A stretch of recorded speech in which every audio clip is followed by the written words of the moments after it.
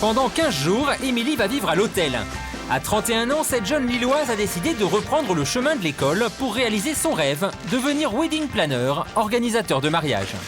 Il y a eu un petit déclenchement quand même en ayant vu quelques films sur le sujet et c'est vrai, c'est le côté festif, c'est le côté journée exceptionnelle et vous êtes là, bon les gens sont censés ne pas trop vous voir, hein, c'est un petit peu l'idée, c'est vraiment que, voilà, et c'est de se dire, les mariés qui sont quand même les acteurs de la journée vont être invités à leur propre mariage parce que vous êtes là pour assurer toute l'intendance et c'est le côté génial, quoi.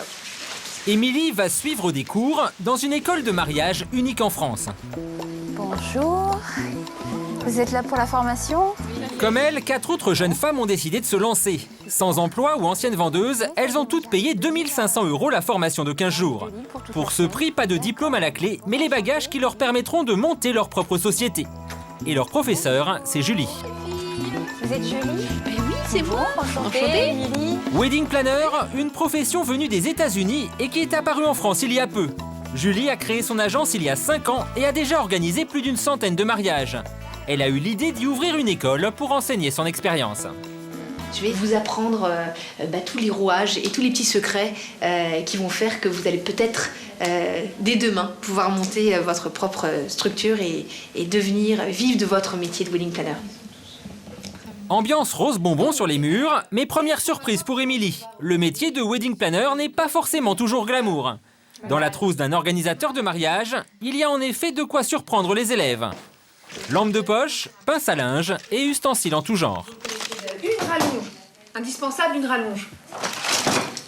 La graffeuse murale, le fil de pêche. Vous pouvez accrocher pas mal de choses avec le fil de pêche au final. Ensuite, plein de différents scotch.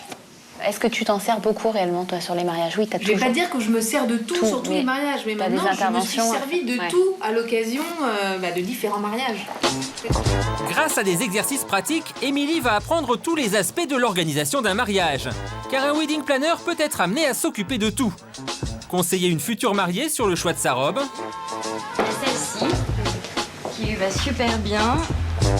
Connaître sur le bout des doigts les règles de l'art de la table. Alors voilà le lieu. Ou encore apprendre à aménager une salle en vue d'une réception. Allez, faut mettre la main à la pâte. Là, on est dans le terrain, on est dans l'action. Retourne la table. Bon. Calculer le nombre d'invités que la salle peut accueillir, mais pensez aussi à tous les détails, comme vérifier l'installation électrique. Forcément de l'électricité qui vont se poser. Si vous l'anticipez pas, vous risquez quoi ? Vous risquez que le soir même, pendant votre dîner de mariage, tout saute. Et le jour J, vous êtes là, avec vos mariés, vos 150 invités, plus rien. Bien. On garde son calme, tout va bien, j'ai appris ça en cours. Émilie a raison de s'inquiéter. Dans les 2 500 € que coûte cette formation figure à l'issue des 15 jours l'organisation d'un mariage réel. Celui d'Émilie est prévu dans quelques jours. Maintenant, elles ont toutes les infos nécessaires pour pouvoir nous épauler, nous assister en pleine action sur un mariage en live. L'épreuve du feu. Il faudra bien ça quand même. C'est dans cet hôtel particulier de la banlieue parisienne que doit se tenir le premier mariage supervisé par Émilie. Ça y est, c'est parti. Donc on arrive sur le lieu du mariage. Émilie ne sera pas seule. Emmanuel, un wedding planner de l'agence, va lui servir de coach. Première tâche, finir de décorer cette pièce de 400 mètres carrés où les mariés vont prononcer leurs vœux. Il reste quelques nœuds À poser sur les chaises. à poser sur les chaises. Il faut qu'on aille chercher les fleurs qui sont là-haut. En tout, 80 nœuds, 160 fleurs et une moquette à poser. Mais aujourd'hui, la principale angoisse d'Émilie, ce ne sont pas les pétales de rose à lancer à la fin, mais ces grands rouleaux blancs. Des canons à confetti qu'ils devront tous les deux actionner au moment crucial du oui des mariés. Toi, t'avances un peu. Tu check en fait ça, un coup à l'intérieur, un coup à l'extérieur. Il y a les flèches. Comme ça vers le haut, t'as rien à faire, tac, et là ça te fait une pluie de confetti. Et toi, Un canon à confetti, Émilie n'en a jamais manipulé à l'école, alors elle répète. comme ça. Tac, tac. Imaginez si ça loupe. Bon, en même temps, il y a Manu, déjà, qui maîtrise, donc il faut bien se lancer. 17h, Julie et Frédéric, les jeunes mariés, arrivent tout juste de la mairie, suivis d'une centaine d'invités. Pour Émilie, c'est le moment de lancer la cérémonie.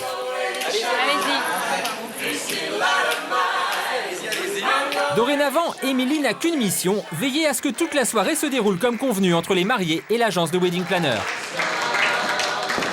J'étais super émue, j'avais les larmes aux yeux. Mais pas le temps de s'émouvoir. Émilie n'a que 20 minutes pour allumer toutes les bougies à l'étage. Et juste le temps de redescendre, il ne lui reste plus qu'une minute avant le canon à confetti au moment fatidique du oui. Leçon conférée. Problème, Emmanuel, son coach, est introuvable. Il faut faire lancer de confetti, la cérémonie se termine. Je vous déclare mari et femme. Avec quelques secondes de retard, Émilie prend seule les choses en main.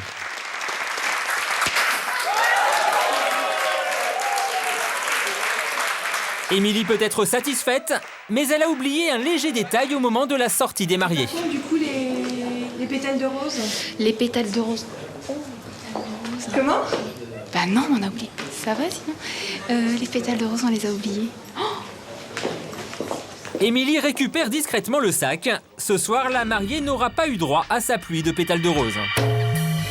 Je sais qu'il y a eu sûrement un tas de choses qui ne sont pas passées normalement, mais au final, tout est bien. Donc, L'heure du dîner approche et Émilie va devoir faire face à une situation qu'elle n'avait pas prévue.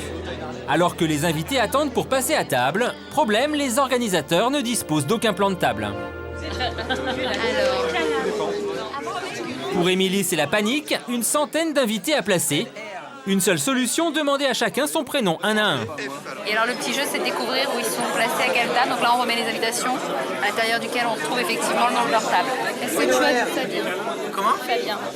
Fabrice aussi. Malgré ce couac dans l'organisation, Émilie ne se démonte pas, c'est déjà le métier qui rentre. On ne prévoit pas ce genre de détails en l'occurrence, mais ça arrive quand même assez souvent.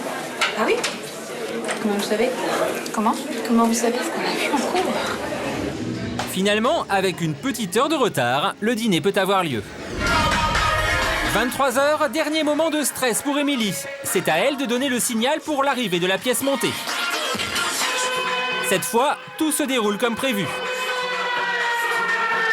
Et à la grande satisfaction d'Émilie, les jeunes mariés sont aux anges. Pour moi, un sentiment de soulagement parce qu'effectivement, ça y est, notre rôle s'arrête là. C'était quand même assez épuisant, assez effréné comme rythme, mais vraiment une première expérience incroyable. Alors que la fête bat son plein, Émilie, elle, doit déjà commencer à remballer. Et ensuite, notre mission s'arrête là. Mais en organisant son premier mariage, pour elle, c'est sûr, elle a trouvé sa voie.